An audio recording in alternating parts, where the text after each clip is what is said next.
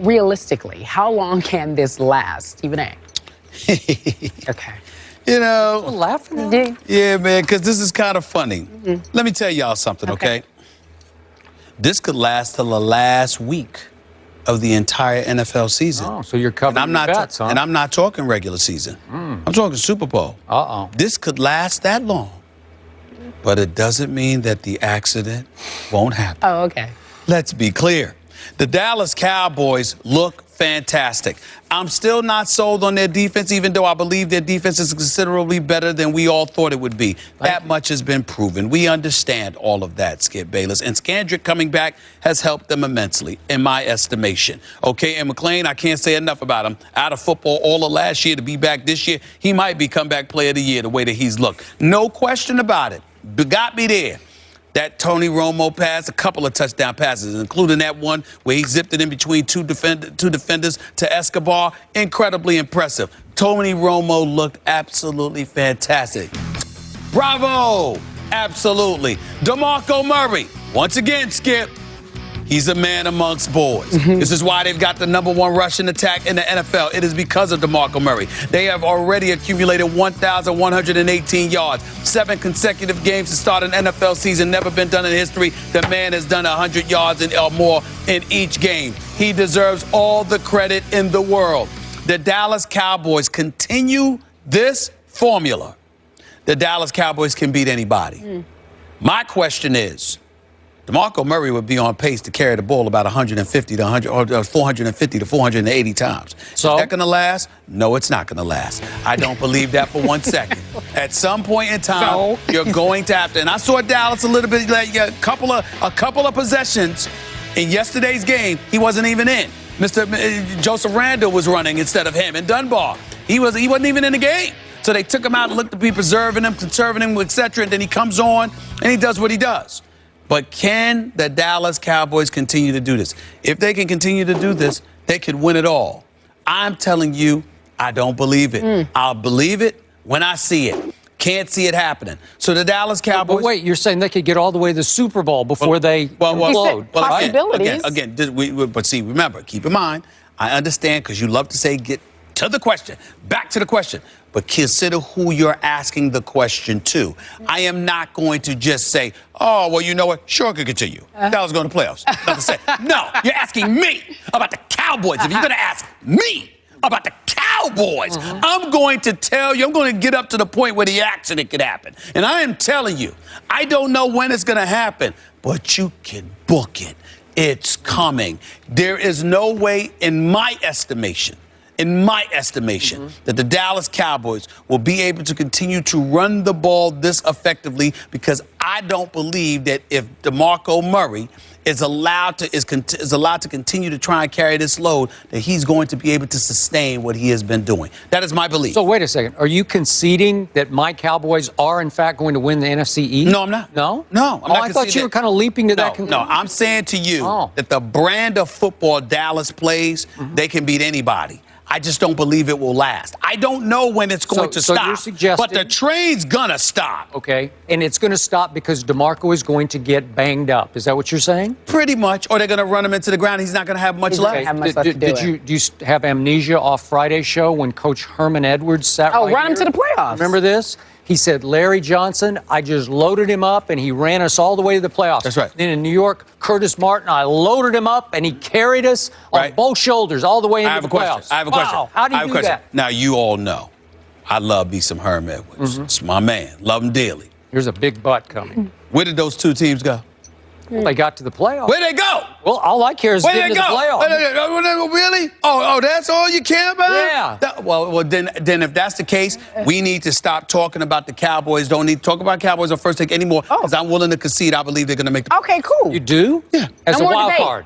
Yeah, probably, because I'm picking the Eagles to win the NFC. That's what I'm saying. But I'm saying, I believe the Dallas Cowboys go. So if that's what it's all about, then we don't need to talk about them anymore. Yeah, no more debate. Because I think they're going to the playoffs. Now, back to reality. I thought that was reality, Skip. I thought that was reality. Now we're going to do reality. Okay. Here's what we saw yesterday, at least what I saw yesterday. Okay.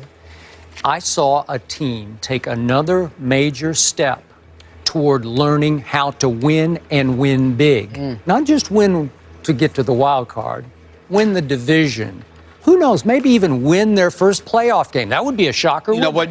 This is starting to disgust me. I see what you're doing. Finish. Go ahead. I'll let you I see what you're doing. I see what you're doing. Yeah, it's really low. Go ahead. Let's look at the perspective of yesterday. Remember, this is 8-8, 8-8, 8-8 the last 3 years. This was a team that had just pulled off its biggest win in years in Seattle. Is that fair to say? Yeah. The shocker of the NFL season. And they come home to play their first division game against a rival and a quarterback who has tormented them in the past. And what happens? Jerry Jones says last week, it's time to stop and smell the roses. And in the first half, in stretches, they just smelled. They just smelled.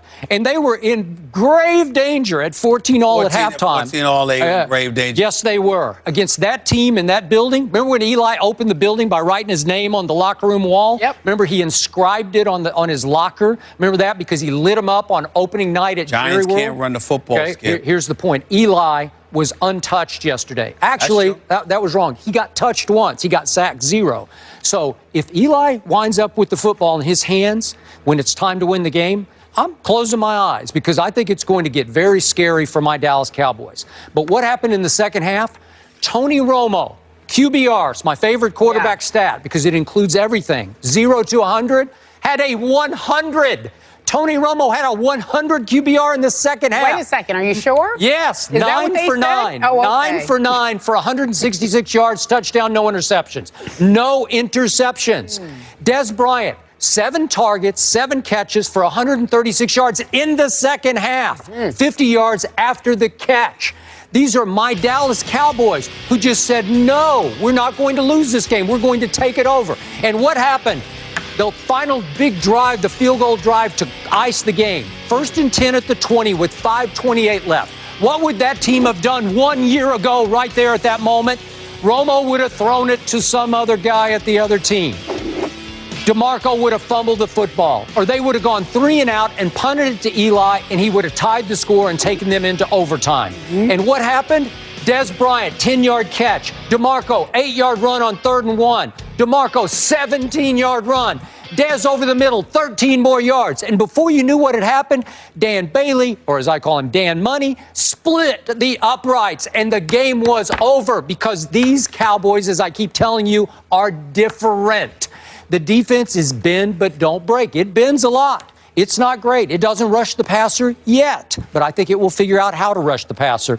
And it's scoring defense. Dallas is 10th in the NFL. That's pretty good. 10th in the NFL in scoring defense for a defense that was widely regarded as on its way to becoming historically bad. Wait, so wait, hold on. Your takeaway is that not only do they know how to win, they're know how to win learning it step big. by step how to do this the right way. All right.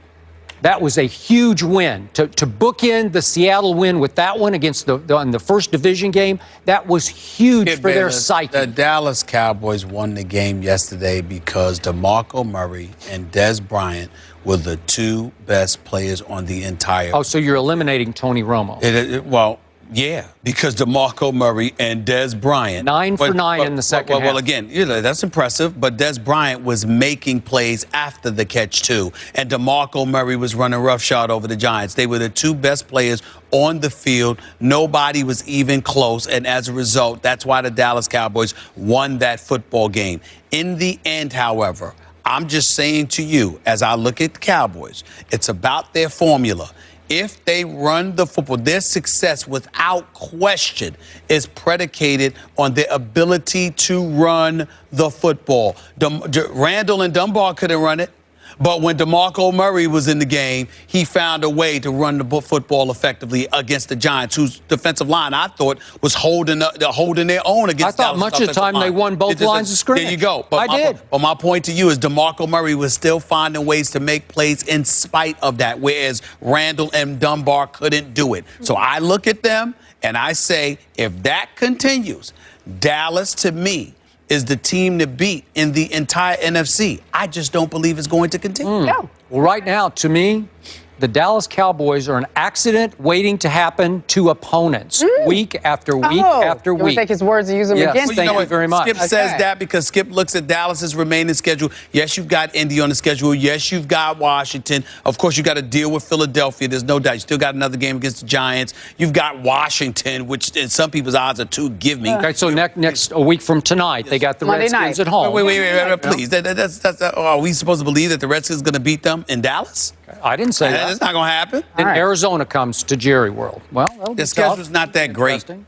All right. You know? Also, now you're saying it's easy. It's easy. Hold on, we said that before the season. Oh, we did. Yes, we maybe, did. Maybe I did. No. You did. We did. We all said both that. did? That's why I had given them 6 or 7 victories because of their schedule. Not even 8. The triangle offense, so to speak, of Romo, Dez, and DeMarco does it again. Coming up next, we're going to talk about Brandon